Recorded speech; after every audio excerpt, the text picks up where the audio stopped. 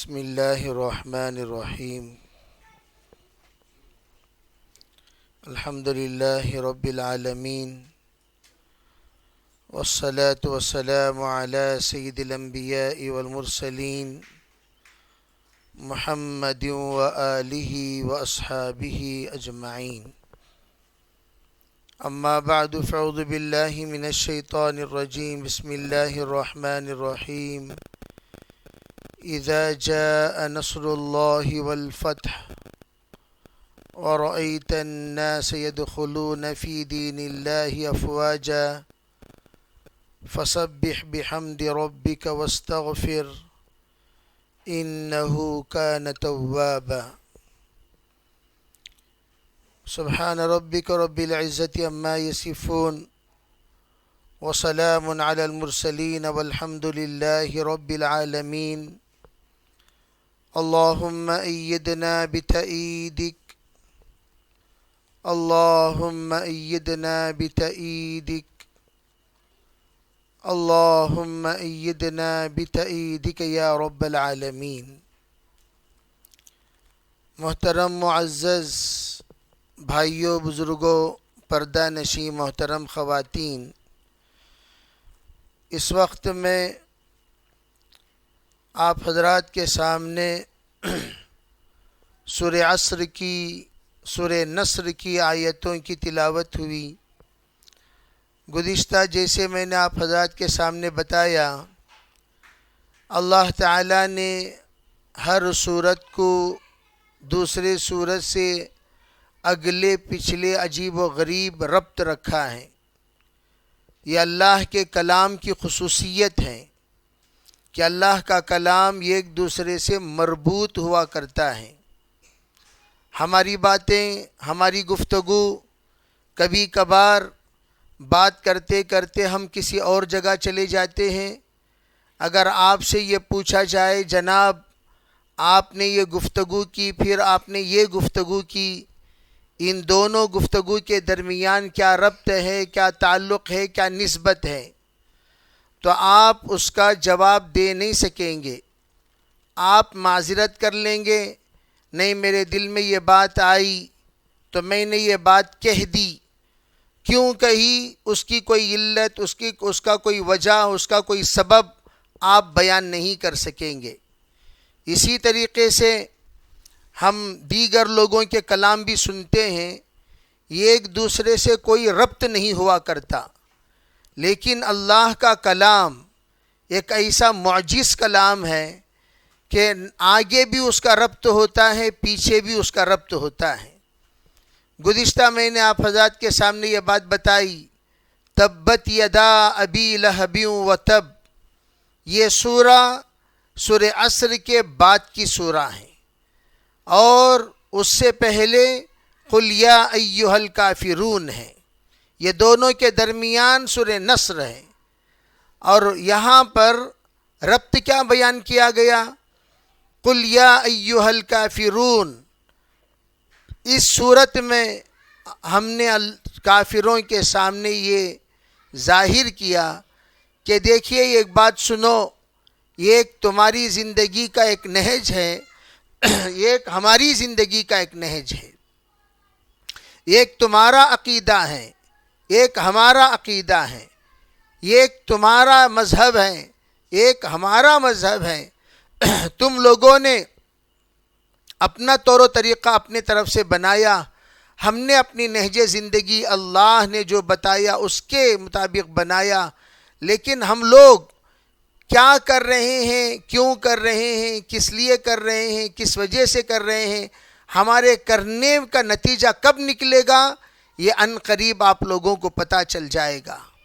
اذا جاء نصر اللہ والفتح، جس وقت اللہ کے طرف سے مددیں اترنا شروع ہوں گی اور کامیابیوں کے فیصلے ساتھ و ساتھ ہونے لگیں گے، اس وقت میں آپ لوگوں کی اس بات کی اطلاع ہو جائے گی کہ ہمارا اللہ کی عبادت کرنے کا، اللہ کے ممنوعات سے رکنے کا، اللہ کے احکامات پر چلنے کا، اللہ کے مکروہات سے بچنے کا، اللہ کے پسندیدہ کو اپنانے کا، اللہ کے ناپسندیدہ سے بچنے کا کیا فائدہ ہوا؟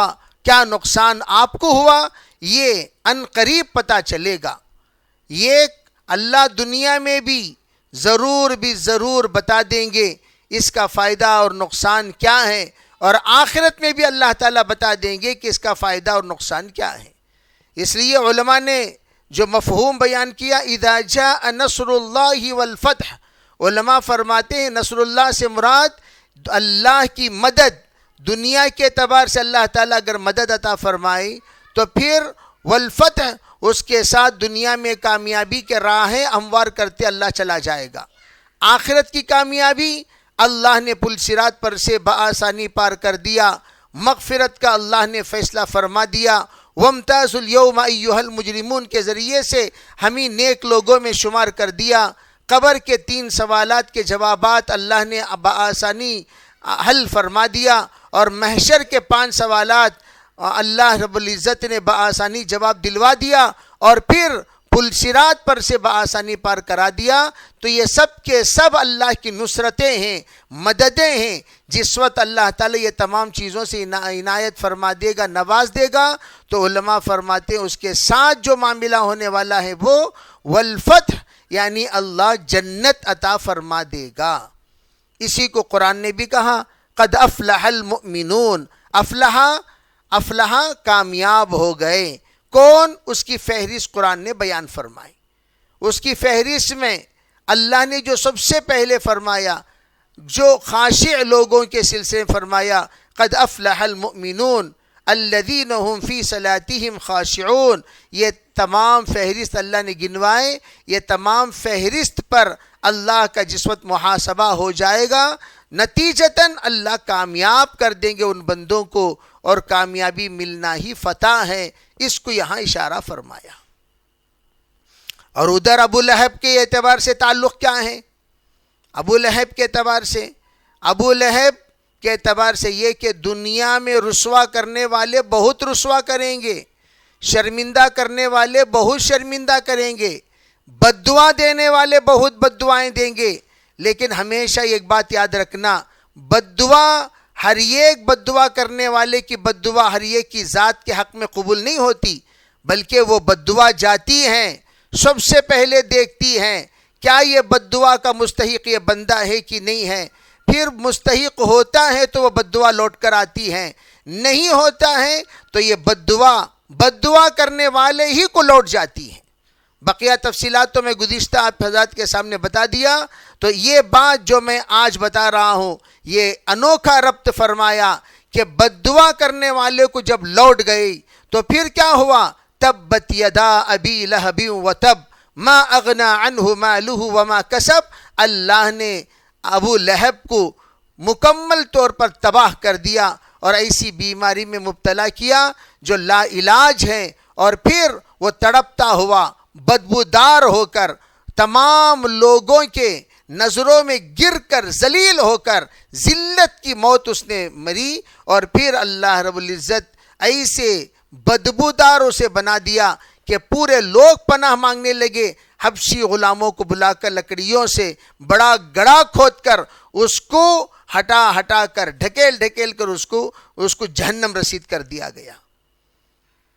اب اللہ تعالیٰ سبق دے رہے ہیں، سنو، بد دعا کرنے والے مکے میں بد دعا کرتے تھے، اب تو مدینہ منورہ ہجرت کر کے آ چکے ہو، اذا جاء نصر اللہ، اللہ رب العزت کی مدد آپ حضرات کے ساتھ اگر ہو گئی، یعنی اللہ تعالیٰ اگر آپ کو ایک ایک اعتبار سے فتوحات کا دروازہ کھولتا چلا گیا، تو نیکسٹ جو معاملہ ہے والفتح، اللہ تعالیٰ فتح مکہ سے بھی آپ کو نواز دے گا۔ جس پہاڑی پر آپ کو ذلیل کیا گیا، اسی پہاڑی سے آپ کا فتح مکہ کے موقع پر استقبال بھی ہوا۔ تو یہ ربط، پیچھے سے بھی ربط قرآن پاک کی صورت کا ہے، آگے سے بھی ربط قرآن پاک کی صورت کا ہے۔ اللہ رب العزت نے دونوں اعتبار سے ربط لگایا، اور لگا کر اللہ تعالیٰ اس صورت میں ارشاد فرماتے ہیں اذا جاء۔ اب یہاں عجیب لفظ ہے اذا جاء، اذا کے معنی جب۔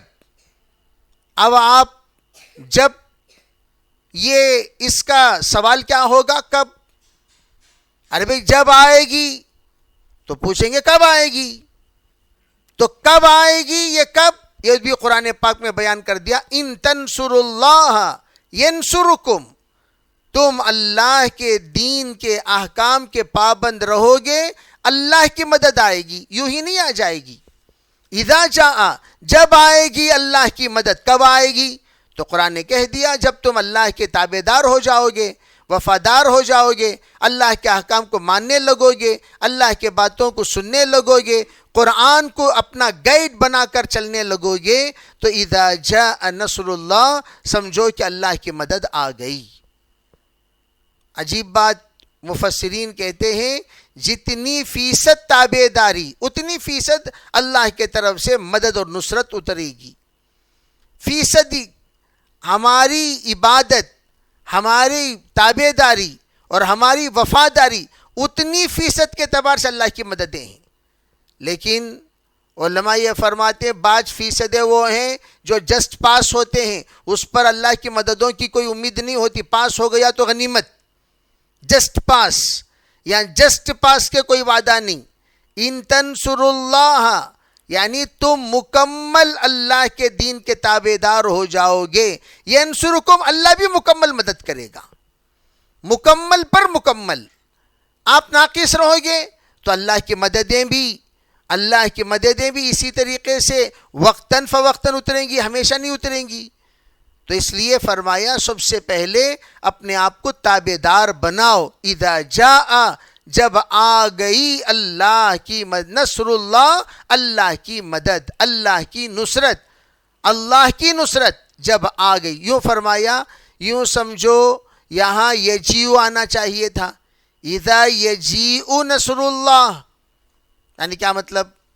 ارے بھئی جاء کہتے ہیں ماضی کے لیے، یجیء کہتے ہیں حال اور مستقبل کے لیے۔ جاء یہ آ کر ماضی یعنی جو گزرا ہوا زمانہ ہے، پاسٹ، اس کے لیے جاء استعمال ہوتا ہے۔ یجیء جو استعمال ہوتا ہے پریزنٹ اینڈ فیوچر کے لیے۔ اب یہاں یہ کیا ہونا چاہیے تھا؟ لفظی اعتبار سے دیکھا جائے اذا جاء کی جگہ پر اذا یجیء، ہم کہتے ہیں ارے بھئی جب وہ آئیں گے ہم ان کا استقبال کریں گے، جب آئیں گے تبھی تو استقبال کریں گے، تو آئیں گے نہیں تو استقبال کہاں سے کریں گے؟ تو یہاں اللہ نے کیا فرمایا؟ اذا جاء، علماء فرماتے ہیں یوں سمجھو اللہ کی مدد تیار کھڑی ہوئی ہے اترنے کو، گویا آ گئی، لینے کی تم لوگوں کی کمی ہے، اللہ کی مدد تو آ گئی ہے۔ اللہ کی اذا جاء نصر